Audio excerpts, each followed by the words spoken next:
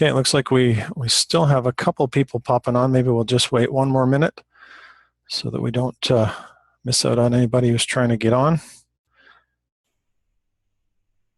And we'll get rolling as soon as I can figure out how to switch the screen over.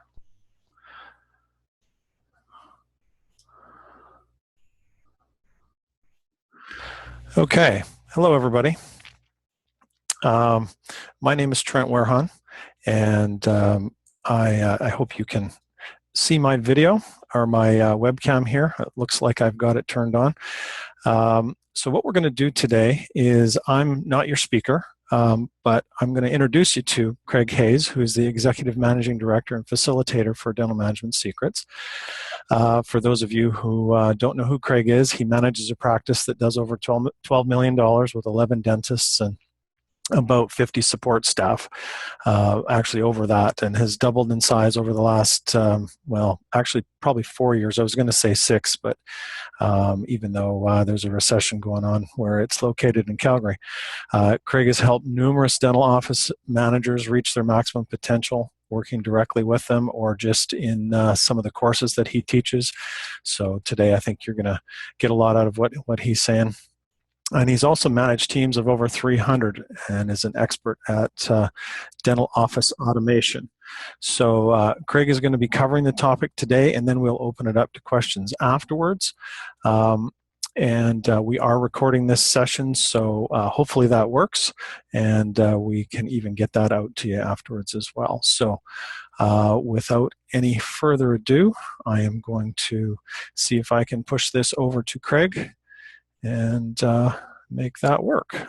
Okay, Craig, I think you can take it. Hey, welcome to our webinar. And I wanted to start by talking about our topic, human rights versus the labor board. And I was wondering, after I thought about it, if that was the perfect topic to have, or what could we call it to make it stand out or make it represent what it truly is. Because it's not like the human rights and the labor board go head to head. It's not like they actually verse each other in a courtroom or even in your offices. It's more like you have to be aware of both of these bodies, governing bodies, so that you can determine and work properly in your office. Because the human rights is responsible and they will uphold a person's individual human rights. Whereas the labor board will uphold the labor code as written in your province or state or even federally. So they have two separate functions, but quite often they can cross. A really good example of a labor code in Alberta is overtime. Overtime in Alberta is based on anything over 8 hours a day or anything over 44 hours a week, whichever works best for the employee. And that's unless you have an overtime agreement. And you can have an overtime agreement. And remember that these all vary between state to state, province to province, and there's even a federal code as well if your company is a federal company. So the overtime agreements can be written, and the labor board will adhere to those. They will accept those if they're within their parameters. And that's a whole other webinar that we can have another day on how the labor code works on overtime. When the human rights would step into an overtime agreement or an overtime payment or overtime rule or anything that you have in your office is when you separated it by, let's say, gender. So if you had an overtime agreement that all the women had and a separate overtime agreement for all the men, now you've got a human rights issue where the Human Rights Board can step in. So that's the basic difference between them. Labor Board represents the labor code. The human rights represents a person's human rights. And we would think that they would never cross. If we're always following the labor board, how can they verse each other? Or how can they be on opposite sides in our table in our offices? But quite often they are. Quite often clients miss that by following the labor code, they may step on human rights. That's where they verse each other, and that's what we're going to discuss in this webinar. I want to talk to you about a human rights labor code difference that happens quite often in offices, and I've seen a lot of offices actually be struggling with this one. As a matter of fact, I got caught with this one. So I'm going to tell you the story and how it happened with me. See if you agree or disagree with that the human rights should be involved or not involved. We had a employee go on maternity leave, and she was actually the 71st pregnancy that we'd had in our office over the last 18 years, or let's say 10 years. So we had had 71 pregnancies in our office over the last 10 years. The majority of the women who were pregnant did not return to their jobs simply because they decided to stay home with their children and raise their children. That was a decision that they had made with their families, although we held their positions. In Canada, and I know my American cousins are going to jump at this one, but in Canada, maternity leave for a woman is 1 year. You have to hold their position for 1 year. And not only do you have to hold their position, but you have to hold their salary. Unless you had raises in that time and all the other employees got a raise, you have to consider that that person or that woman who is off on maternity leave, and it could be a woman or a man, off on maternity leave, that they would have been working the same rate as they were working when they left. And if they would have been entitled to a raise, had they been there the entire time, you have to give them a raise. So let's go over it again. In Canada, and this is federally, this applies to all the provinces, a woman is allowed 52 weeks or a year maternity leave, and you have to hold their position. You have to hold the same or similar position when they return to your office, and you have to hold the same or close to the same hours as when they returned, as when they left. This is important. That is the labor code, and that is their human rights. The labor code also says that a woman has to work for 52 consecutive weeks prior to maternity leave.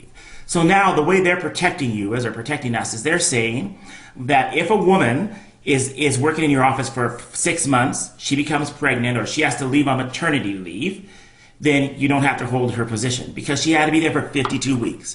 So what they're trying to do is they're saying it's hard for a business to perhaps get to know or understand an employee over 6 months. If they've only been there for 6 months, it's not enough time established for the relationship to be firm for you to hold their position for a year. That is the labor code. And I feel that kind of works good for businesses because it gives us an option. We in our case, we had a woman who started with us, and after she started, she'd been there for about 2 months when she told us she was 5 months pregnant. So by the labor code, she has to be there for 52 weeks before I have to hold her position.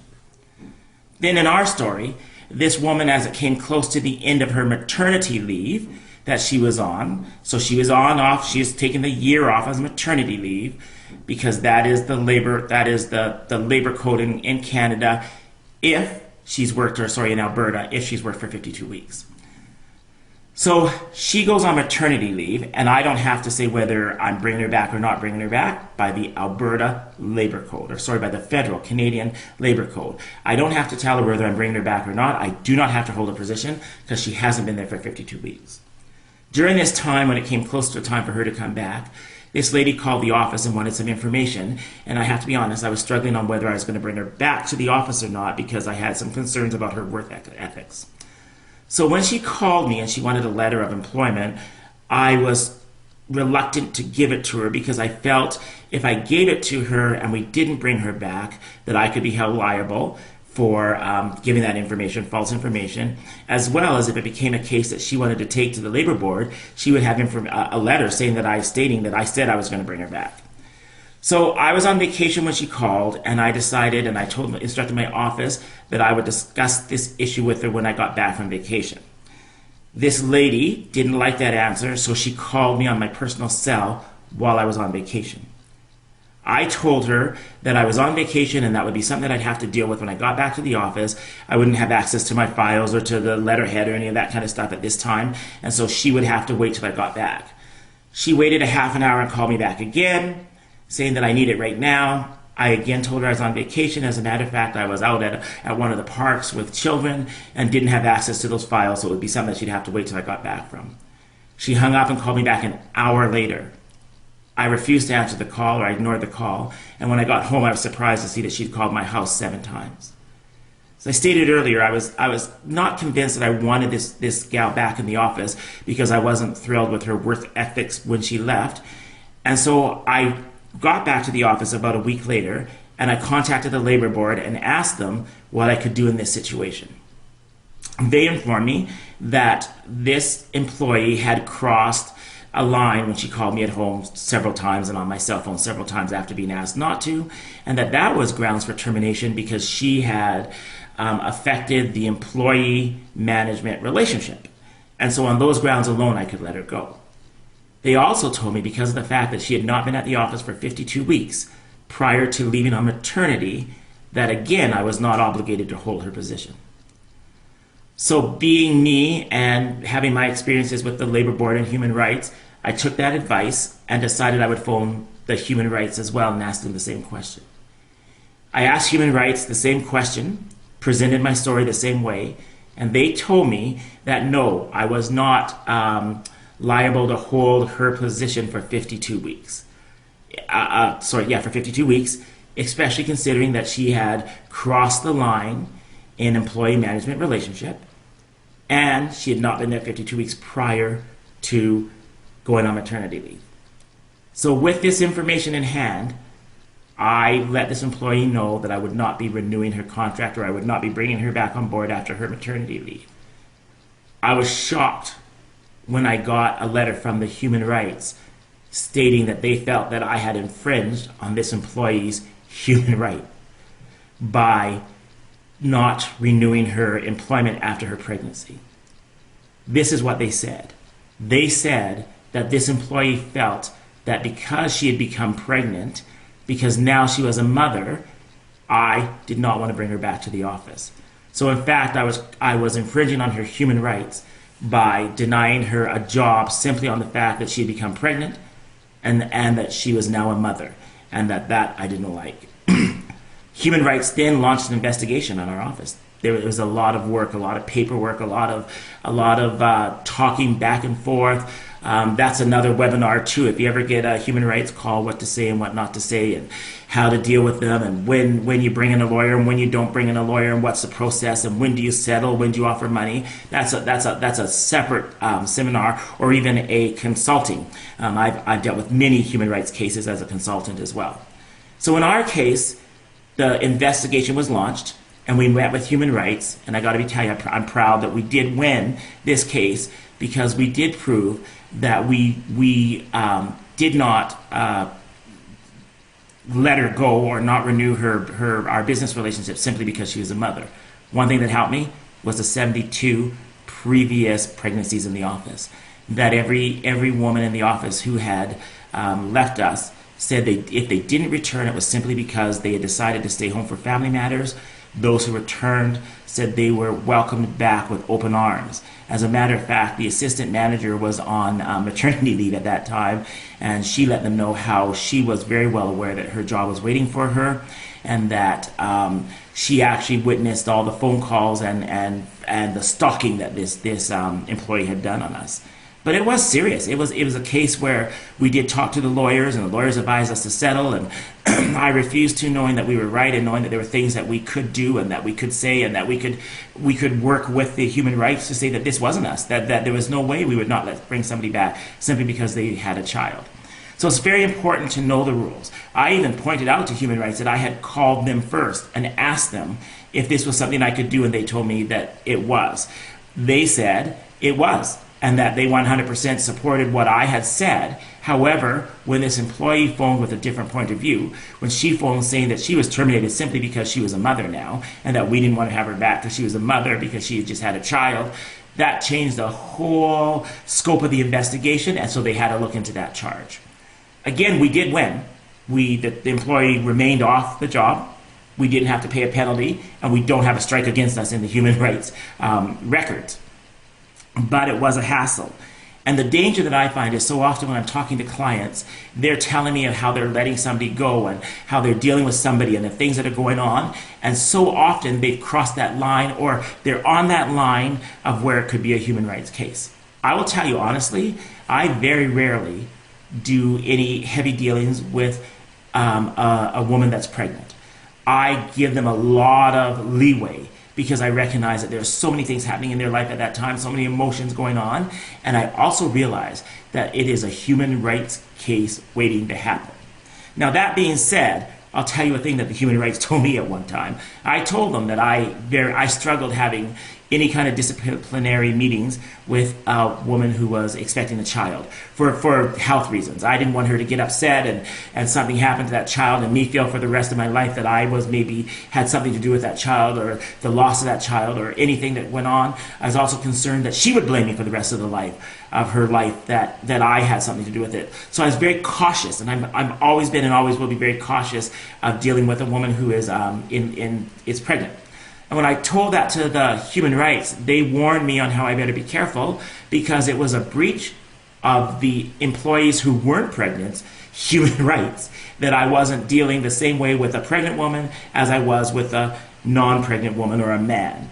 It's often the case when we talk about people who say the single mom and they should get more time off, or we should be more understanding of the single mom because of the issues, or a single dad for that matter. We should be more understanding. We should give them more rope. They should, if they're late, you know what it's like with daycare, and you know what it's like with children. And yes, I do know what it's like with children. And I know that there's days when you get up and your child has a fever, and it's almost impossible to get to work. And there's days when the daycare closes, or there's an outbreak at the daycare, and there's all these things that happen to us that being a single parent makes a difference in our lives. It makes a difference in our work life. But one thing that we have to remember is the non-single parent, that man or woman in your office that doesn't have any children, cannot be punished because there's people in your office that do have children. So we have to be fair. Human rights goes both ways. It goes when we're favoring somebody because they have a child, or we're not favoring somebody who doesn't have a child. And the one thing that you have to be careful is human rights takes any case that infringes on human rights. So that's what they'll tell you. However, let's be honest, they love the case when it's a man who feels like he is being discriminated against simply because he has no children. So we have to watch all aspects of it. We have to find that balance in our office that always works, that handles human rights. And where does this vary from the Labor Board? The Labor Board says if I tell you to be at work at 5 o'clock in the morning, or 7 o'clock in the morning, or 8 o'clock in the morning, you have to be there. If you're not there, I can give you the 1, 2, 3, 4 strikes and you're out. Another webinar. How do we end our business relationship with an employee who it's just not working, or an employee has chosen not to be successful at our practices? But that's the rules. 1, 2, 3, 4 strikes, you're out. But you always have to remember that you have to watch out for their human rights and make sure that your 4 strikes are not stepping on their human rights. And again, it's 4 strikes. It's not that easy. That's a whole nother webinar, the time length between it. But the Labor Board allows you to give 4 warnings before somebody is terminated, or they're terminated on the 4th warning. I really say it's the 5th time that they make an infraction that they're terminated on. They tell you that there is a time length that you have to give, and that is perfectly within the labor standards. But then you have to look back and you have to say, where and when and how would I be stepping on this person's human rights? Because the human rights will trump the Labor Board. Now, for my friends in the United States, my cousins out in the United States who live in a what they call a work-to-rule state, and the Canadians, what that means is they can let anybody go for any time, for any reason, without reasoning. They don't have to give the 2 weeks warning. There's no payout, although there are complications to what us Canadians call EI. So unemployment insurance. There are complications to unemployment insurance on how and when they let somebody go. But they especially have to watch out for human rights. Because one thing that we need to remember is that human rights and the Labor Board are free lawyers for our employees. That employees who use the human rights and the Labor Board have a lawyer for free. They have a free access to lawyers, and those lawyers have fought these cases over and over again. And there's also that we don't want to be on the records of human rights. We don't want to be on the records of the unemployment either, of the employment Labor Board either. So we have to be careful.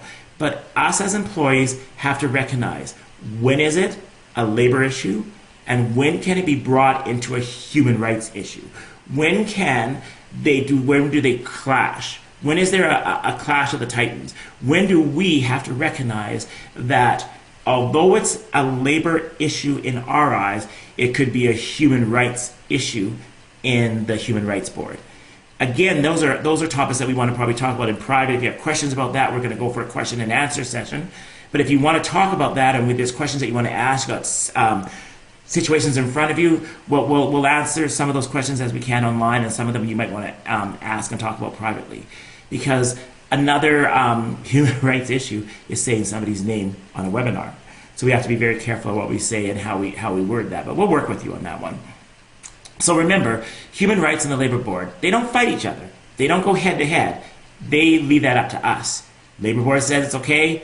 Human rights says it's not okay. And then we're the ones in the middle. So although it's the human rights versus the labor board, it's really us finding out what's the right way to go.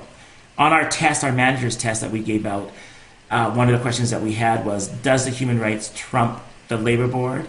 And people put no, it doesn't trump the labor board. That was actually the most common answer, was no, human rights doesn't trump the labor board. That is incorrect. Human rights will always trump the labor board. If the labor board says it's okay and human rights says it's not, we're in court. The human rights will always trump the labor board. That's what we need to know. I guess in its own way, the labor board will trump the human rights. If you think of a situation where the human rights says, no, that's not a human rights issue, but the labor board says, well, that breaches the labor code, the labor code, then in essence, yes, the labor board will trump the human rights. But it very rarely happens that way. It's usually the other way around, where we feel that we follow the labor code, we've looked it up, and the labor code is very black and white. It's very, if an employee does A, B, C, or D, or doesn't do A, B, C, or D, if you've done A, B, C, or D, that's a labor code. The labor code is very black and white. What we have to watch out for is that really gray area, area called human rights, where an employee can almost take any situation and make it a human rights issue, unless we, the businesses, the practices, the doctors, the managers, have done everything correctly to ensure that we do not infringe on the human rights. Even harassment, defined by the labor board, is a human rights issue. And the labor board may deem it not harassment, but human rights deem it as harassment, and now we got a human rights case. And I guess that would be a perfect example of where human rights will trump the labor board anytime. I've never seen the labor board say it's harassment if the human rights has said it isn't. That doesn't happen. It's the other way around. So I guess what the topic should have been, or what the topic could be, is how do we stay within the framework of human rights and the labor board? I think it's important, us managers owe it to our bosses, our dentists, to ensure that they're not in one of those cases. As a matter of fact, I said to an employee, a dentist the other day, I'm not doing it, we'll get sued. That infringes on her human rights, and we have to do it properly. And if we follow the steps of that's laid out in our staff handbook, if you don't have one, everybody needs a staff handbook that will protect you. If our managers aren't aware of what rules and what direction and what things they're supposed to be doing and how they're supposed to protect the business from these things, we'll end up in court. One of the biggest things that I find when I'm traveling around and when I'm meeting clients is they've all either lost one at the labor board or they've lost one at human rights. And that makes them gun shy, and all of a sudden people are getting away with everything in their offices, and their offices are running amok because the dentist is terrified of that suit, that lawsuit. Work with us, or work with a good labor board consultant and a human rights consultant, and we can take you over those humps. I have sat in court a few times. I've written a lot of human rights letters. I've written some on behalf of employees and some on behalf of employers, and we have a pretty good track record. I'm not a lawyer, and this webinar shouldn't be considered a legal document or a legal advice. You can always talk to a lawyer, but we have some experiences and we can help you talk you through a few things. So right now we're going to come on live, and we're going to answer any of your questions that you may have, and we'll see where it goes from there. Thanks. Thanks, Craig. We'll just give Craig a second to get settled here. And I'm going to unmute the lines, and hopefully it's not too noisy for everybody. And the line should be unmuted now. So if anybody has a question for Craig, go ahead and ask.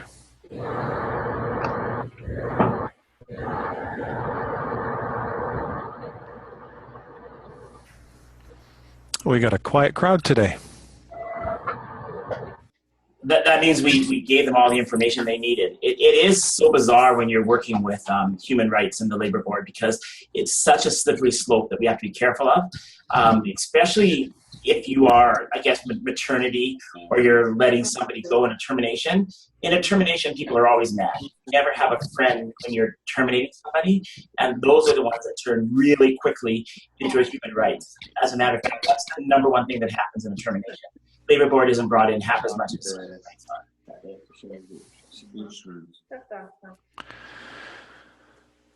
Anybody have any questions from that at all? Well, then, hello, this is Maciej. Can you hear me? Yes. Go ahead. Hi from Poland. I have a question because some of my employees ask me to buy for them the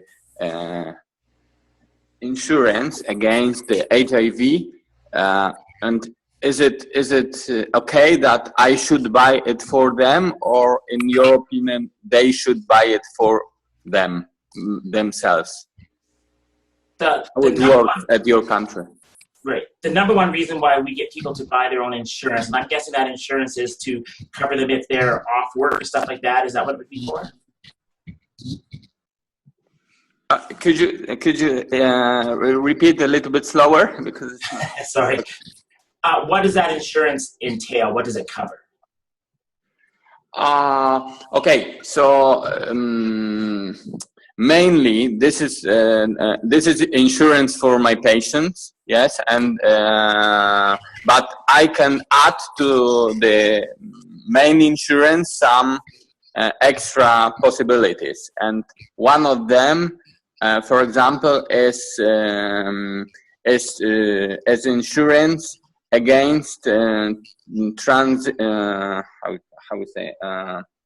against that the employee gets HIV at work, let's say. Oh. Okay, so the way that would work is it's more like a tax issue, because if you pay for it, it's not it's a taxable benefit. So they get taxed on it, and then if they collect on it, that's taxable. If they pay for it themselves, then it's not a taxable benefit, and then they won't have to pay taxes. So it's kind of like life insurance. If you're buying life insurance for your employees, when they collect that life insurance, or when their beneficiary gets that life insurance, it's taxable. But if they pay for it themselves, it's not taxable. So that's the way the laws work in Canada. So not sure about Poland, but I imagine it's pretty close. Okay. And usually in Canada, for example, the employers do it for themselves, or employees, or it depends? We would get a plan that blanketed the whole office and give everybody the opportunity to opt in, but the employee would be paying for it themselves. Okay, thank you. Excellent. Anybody else have a question?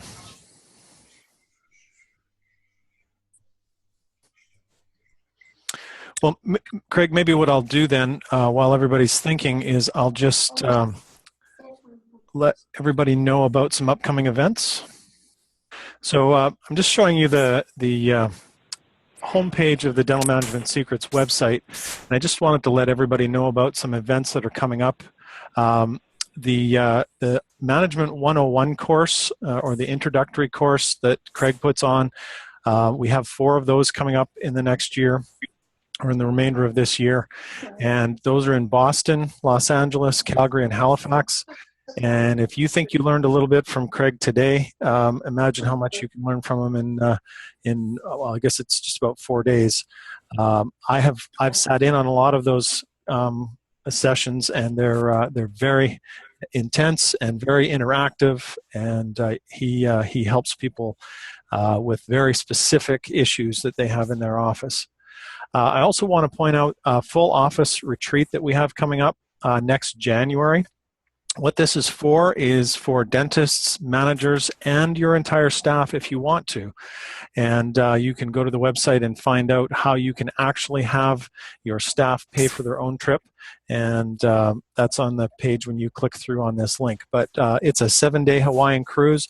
And not only do you get to hear from Craig, who you just heard from, but you also get to hear from Dr. Dave, who started the practice that Craig manages back in 1984. So he's got some very good insights, and you will get to hear from me too, because we go through a marketing session as well on both of those, the introductory course and the full office retreat. So if you're at all interested, go to the website or give our assistant a call, Michelle, and she can help you through that, and all the details are on the site. So anybody come up with any questions while we're talking? I just want to ask you, because I think last year, or when we meet in Miami, you've got some plan to have this option for a dental team also in Europe. I think it was a plan to have a boat trip, a few days boat trip, as I remember, right? Yes, we had originally planned to do that. For anybody who was aware that we were going to do a river cruise, but that fell through because the boats that go down the Rhine River, or I think it was the Rhine, don't have the accommodations to be able to have us on there. I'm on a webinar, Craig. Craig, we do have a question that somebody has typed in. Apparently there was no mic, so she just typed it in, which is excellent. And I'll just read the question. This is from Janet. Would you please speak about what paperwork has to be done for mat leave? I have a team member who will only have been with us for less than 6 months when her baby is due. We want her back, and she wants to come back too. That's perfect, Janet. How are you doing? I'm going to take that as a good. You can nod on your webcam. But Janet, what you want to do is you want that employee to give you what they call a letter of what do they call? Letter of incarceration. It's really weird. It's a bizarre letter, but they just write you a simple letter that states they're going on maternity leave and how long they're going to be on maternity leave. And they send you that letter, and it's a letter of confinement. That's what it's called. It's actually called in Canada a letter of confinement. So she sends you a letter of confinement stating what day that she's going to come back on, and that's all the paperwork that you need from the employee. 1 pay period or 2 weeks, whichever is greater, to her return date, she must contact you and give you her return date. So it's up to her to do all of that. If you, let's say, if you didn't want her back and she missed any of those date lines, that you're fine, you don't have to bring her back according to the labor law, but again, look out for human rights. So in your case, all the paperwork that you want to do is, of course, you're going to do an ROE that says she's gone from maternity leave. You're going to put down the expected date back. She's going to give you a letter of confinement that tells what date that she's leaving and when she plans on coming back. And then 1 pay period or 2 weeks, whichever is the greater of, she has to inform you that she's coming back. One really good thing to do when you have an employee that's on maternity leave and you want them back like you do in this case is to include them in a lot of your events. So if you're sending out a general email, maybe ask for permission to send it to their email at home. If you're going to have a Christmas party or a barbecue, I would make sure I invite that employee. And I'd also set in my calendar that I touch base with that employee about once every 2 months, just to make sure everything's going good, talk about the baby, how things are, to make sure you keep them engaged in the practice. Because one of the hardest things is they do get disengaged and you have meetings and they're not included in the meetings. You can invite them to staff meetings. If you want to do that as well. But of course, it gets difficult now when you're in Canada, you're talking about EI and do you pay them or not pay them, or how does that work? But do your best to keep them engaged. But to really answer your question, they give you a letter of confinement. You don't have to do anything but the ROE. On your ROE, you do state that it's a maternity leave when you're expecting them back. And then you also, 2 weeks prior or 1 pay period, whichever is the greater of, they need to contact you and tell you their return date. Janet, if that doesn't answer your question, go ahead and just type a message in the chat, and we'll see if Craig can elaborate on it. Thanks, Craig. Anybody else have a question? I have one question.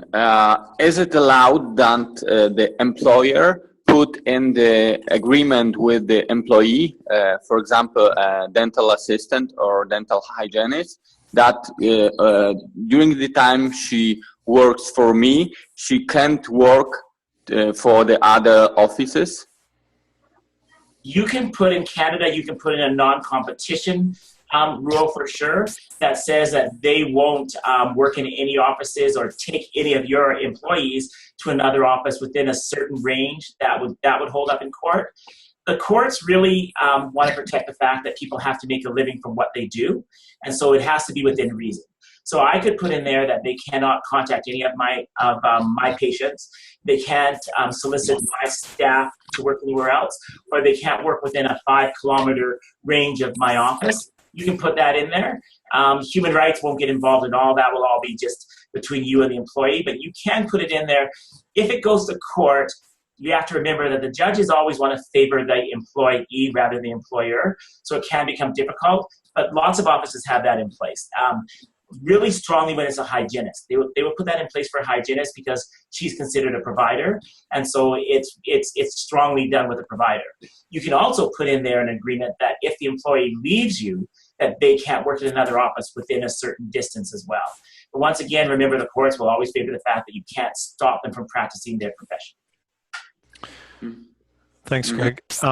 Craig, we also have a couple of attendees from the California area, and you were going to touch on the sick day issue that's just come up there. Can you do that, please? Yeah, that is a firestorm, isn't it?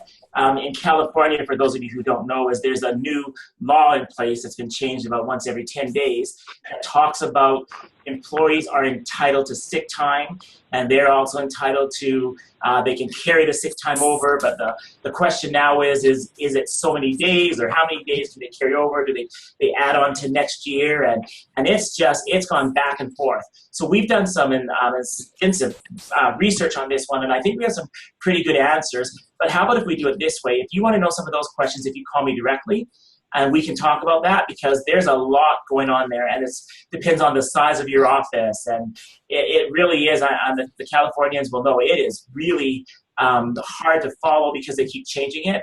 I think that they said the last version that they sent out was going to be the last version, but we've heard that before. So we've really dug into it, and we have a lot of good answers, but I think it's so specific to the offices that maybe if you call me, we can go over it as well. We'll give you one of our free half-an-hour consultations, which we do. Excellent. Thanks, Craig. Janet has another question. She said, thanks for answering the first one. On another note, any tips on coordinating when a pregnant member leaves and when a temp team member starts? Pregnant team member wants to work until the baby is due, and I've secured a replacement, but having some challenges coming up with a seamless transition. What if a pregnant team member is ordered to take leave early? If she's ordered to take leave early, it's going to be sick leave in Canada, and that does not count as maternity leave. And so you're really stuck. That's why they want the letter of confinement, because that tells you the date that she anticipates going off. But we all know with pregnancies, things can change. And Janet, you're just, you got to kind of just work with it, because there's no law in there that's going to protect you. Because what they're going to do is they're going to go on sick leave. And that's what the doctor will do, give her a letter for sick leave, which doesn't cut into her maternity time. So if an employee was going to go off, let's say 2 months prior to having the baby, and that's when her maternity was going to start, that's what her letter of confinement said, that is her stop date. However, if she now has to go off on sick leave for 3 months, now you hate this. So she goes off on sick leave 3 months prior to, so a month earlier than what she anticipated. She is now on sick leave until the day the baby is born, and then on that day when the baby is born, now she starts maternity leave, and that's when your 52 weeks start. Now, you can, by the labor code, they can't protect your job if you are on sick leave and you're let go. There's nothing in the labor code that protects you from that. However, human rights would come after you. If you let somebody go who is sick, they're coming after you. So there you are again. That's another time when the two are going to clash together, and that you have to be aware of it. But nothing to protect you, my friend. And how about the breaks for the employees? How it looked in Canada, for example, when you have 8 hours day, for example. That in Canada goes provincially, so every province has a different set of rules for there. In Alberta, they're entitled to a half-an-hour break for every 8 hours, but they also have to get 2 15-minute breaks in there. So they get an hour a day, but it varies from province to province. So it's very different. Okay. is also in Alberta, because we are a service industry or medical, we kind of fall in this gray area there where breaks do not have to be scheduled, because it said it has to be done when it's allowed. So if I worked in an office, I could have a scheduled break and I could demand a scheduled break. But because of we're in medical and we're working on people, we don't have scheduled breaks. So that gets us out of that one. Restaurants are the same in Alberta. They don't have to have a scheduled break. Okay, thank you so much. Craig, do you mind if I click over and just bring up your phone number and your email address? Sure. I've got a number so they can get a hold of Michelle and coordinate a time to talk to you, and your email address? Perfect. Okay. So if you guys want to take this down, because I know Craig's short on time. Any other questions while we've got this up? Anything else you'd like to add, Craig, before we shut it down? Yeah, I think that I'm going to close with, don't be afraid to move forward when you have an issue to move forward with. It's so often, like I said previously, that I'm in a situation, or I've been called in and the dentist is afraid to move forward on a person that is disrupting the office because they're afraid of getting sued. If you have a staff handbook, which is so important, and it's one of those things that we do in 101 is create a staff handbook. If you have a staff handbook, your staff handbook is pointing out the culture or the belief or how you are going to run your practice. With a staff handbook, with careful consideration, with always weighing the pros and the cons, you will not be sued. I call it the soup proof is what you want to be. But don't be afraid to take action where action is needed to be taken. One of the most common things, or one of the things that people say to me is, wow, ever since we went to your course and we moved forward on something that we had been putting off for years, it's an entirely different office. So make sure that your office is a good office for everyone. We're kind of doing a thing in our office now where we're looking and we're kind of going with who's my A employees and who's my B and who's my C's. Because what happens is A employees quit because we don't deal with our C's. So what we're doing in our office is we're making sure that all of our employees are A. So I think that would be my biggest piece of advice I can give you. You need a staff handbook. Don't be without a staff handbook. You need something that your staff can look at and they know exactly what their expectations are. And that will change your world. So if you come to 101 and create a staff handbook, it's worth it. If that's all you walk away with is the staff handbook, it's worth it. If you walk away with knowing how to deal with one of your bad employees or one of your sour employees or somebody who chooses not to be one of your employees, that's your next best thing. I always say that I've managed teams of 250 and I've never fired anybody in my life. I have just helped facilitate people leaving who just didn't know how to leave. Excellent. Thanks, Craig, and thanks everybody for being on today. And as I said, we'll make this recording, if it turns out, available for everyone. Sorry. If there's nothing else, we'll shut it down. Thanks everybody for coming on, and have a great rest of the week. Bye, everybody. Bye-bye. Thank you. Bye-bye.